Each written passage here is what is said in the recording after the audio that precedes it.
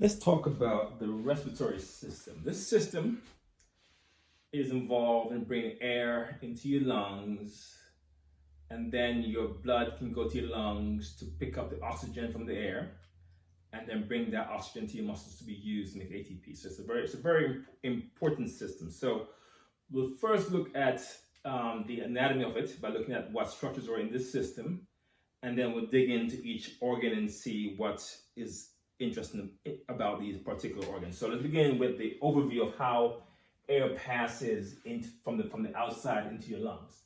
So we'll begin with your nasal cavity.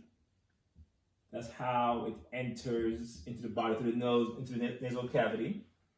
And from there, it goes into your pharynx, what we call your throat, your pharynx, tube down your throat. From the pharynx, here in the pharynx, it goes into your larynx.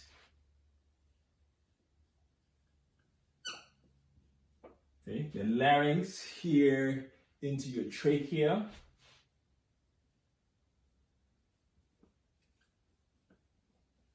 From trachea into what's called bronchus, your primary bronchus, which then carry it into your lungs. So that's a path of air. Nasal cavity, pharynx, larynx, trachea, bronchus, or bronchi, and the lungs. Now we can divide this up into two.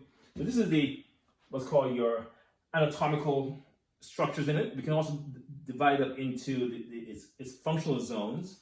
Well, I can first, let's do this part. So here first, this upper part here, from here to here.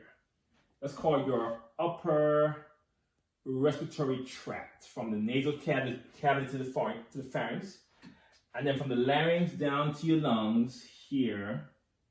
That's called the lower respiratory tract. Okay, so when people say you have an upper respiratory tract infection, they're referring to somewhere in the nose, nasal cavity, and the throat. Below that, that's called a lower tract issue there. Okay, you can also break it up into functional zones. So the functional zones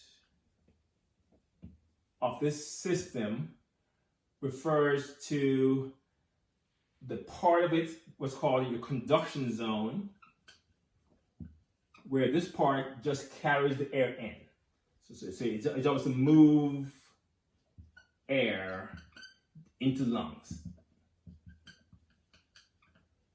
And then there's a zone called your respiratory zone. This zone is where you do gas exchange. And that's usually in an area called the alveoli of the lungs. Okay, so you have your anatomical zones up here, upper tract, lower tract. And then your functional zones are conduction zone and respiratory zone. Okay, let's talk a bit about, in an overview fashion, of what this system does. Okay. Some of the roles that it plays.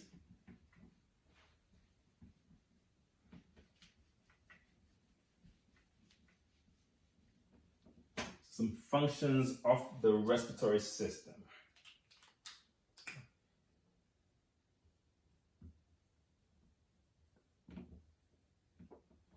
One of them, the main one it does is your gas exchange. Okay, so here we're gonna have your lungs is here, and here's the blood, and then you also have your cells or tissue. Okay, so when the heart sends blood to your lungs, it goes there to exchange gases with the lungs. So here, the lungs will send into your blood oxygen, and then the blood will carry the oxygen to your cells and deliver it to your cells. Okay. At the same time, your cells will deliver to the blood CO2, and then the blood will deliver CO2 into your lungs. So the exchange that happens here between lungs and the blood This is called your external respiration. External respiration between the blood and the lungs. Both processes here. Over here, this is called internal respiration. It's more than in physiology. We'll discuss that in more detail there. Okay, so know that the gas is being exchanged in two places: in the lungs, and between the blood and the lungs, and also in your capillaries between your cells and the blood. Okay. Another thing that this system does is to do what's called gas conditioning.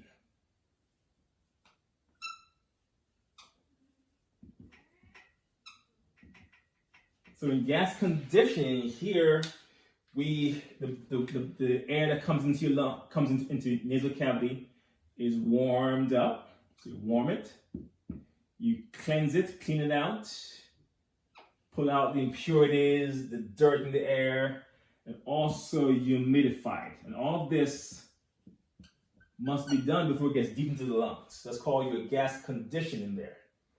Another thing that the system does is to produce sound. So sound production, which happens in your larynx, is also done by this system, and also finally is involved in smell, olfaction. As you know, your nasal cavity houses your olfactory neurons, which allow for smell to take place. All right, let's walk through these particular organs. Let's start with the nasal cavity. You know, this one's probably best done with your PowerPoint. You can see the images better. But I'm going to walk through these organs anyway and mention some parts that you should try to pay attention to, okay? So, the nasal cavity.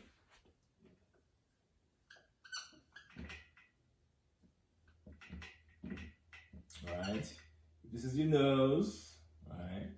So, the entry to your nose, the area there, right, where you can put your finger, that's called your vestibule. This is your vestibule, your collecting area of the nose. The tip of the nose here, we call the apex of the nose, the tip. The top part here, we call your dorsum nasi here. You may call it bridge of the nose. Of course, inside the nose, you have your cribriform plate here on top, where you have your olfactory neurons coming through here.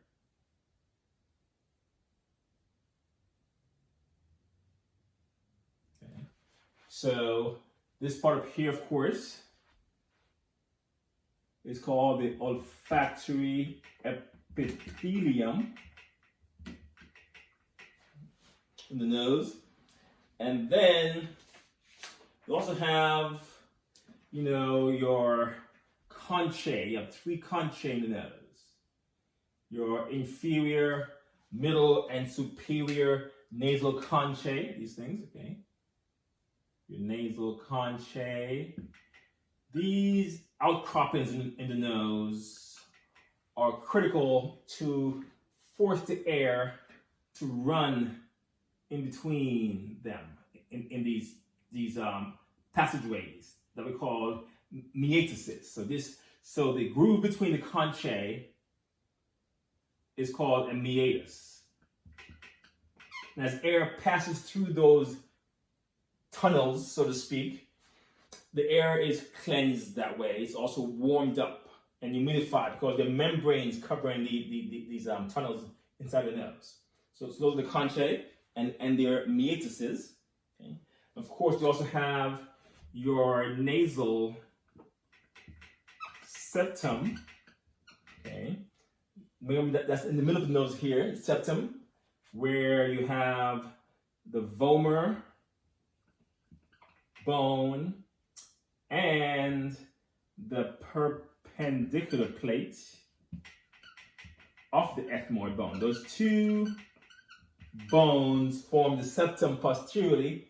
At the front, this part of the front here is just cartilage to the front here, okay? Hyaline cartilage to the front. Okay, so that is the nasal cavity. Let's next go to your pharynx. And pharynx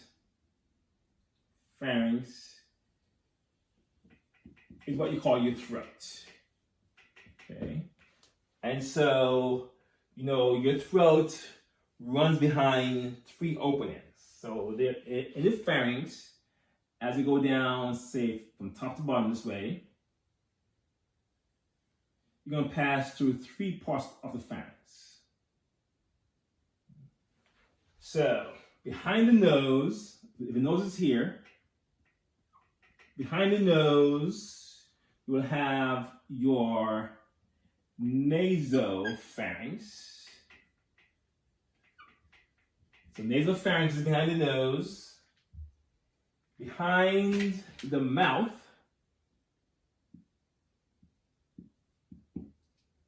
is your oral pharynx.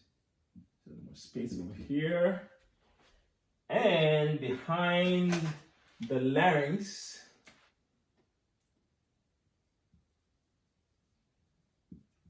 is your laryngopharynx. So you have three parts to your pharynx: nasopharynx, oropharynx, and laryngopharynx. Okay? And those three regions of the pharynx will carry air down into the larynx eventually. Okay, so let's begin with the nasopharynx part. Nasopharynx, the top part here. Okay, that's behind the nose. Here, you'll find a thing called the uvula. The uvula is that kind of punching bag back here in your throat that sticks down. So its job is to close off the nasopharynx during swallowing.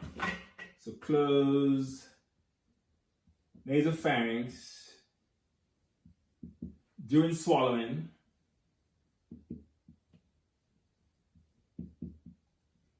Okay. And that way food cannot go up into your nose. It must go down because it's a blocking, like a little blocking structure there to cut it off. Okay. Also in the nasopharynx, you have a tonsil called your pharyngeal tonsil. And the tonsils there are part of your immune system. They help to detect pathogens in the air that's coming down into the airway. Okay, so detect pathogens. Right, so that is your nasopharynx.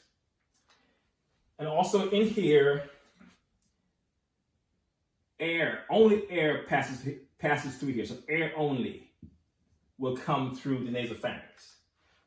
The next part of the pharynx, your oral pharynx. There's better pens here. The oral pharynx. Okay. This one behind the nose will carry both air and food will pass through this tube. And by the way, the air and food do not pass through at the same time. Usually when you swallow, you don't breathe at the same time because they both can't use the same airway at the same time. So they take turns using it. So air and food will pass through the oral pharynx there. And in the oral pharynx, you have a structure called the fauces. The fauces is the opening behind the mouth. So it's an entry into the oral pharynx. It's called the fauces. So entry into the oral pharynx from the mouth is called the fauces. And in here you also have some tonsils.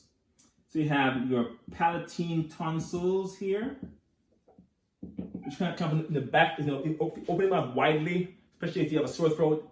You see these things come across this way. That's some big things will outgrow this way across the oral pharynx. Those are called your palatine tonsils. Again, there to detect and react to pathogens. And also on your tongue, you have what's called your lingual tonsil.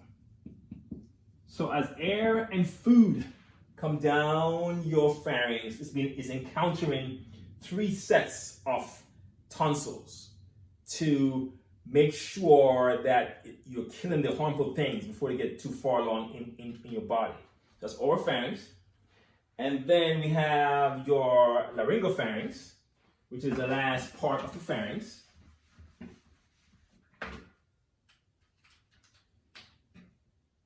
Your laryngopharynx. Okay. This one really marks the end. This is where air and food separate. Okay. At this point, the air will go towards the front. So air goes to the front and food goes to the back. So food at this point goes into your esophagus, and air at this point goes into your larynx. So kind of this is where you separate those two, the digestive system and the respiratory system. Okay, so that is the pharynx. Okay, let's pause and then we'll start again.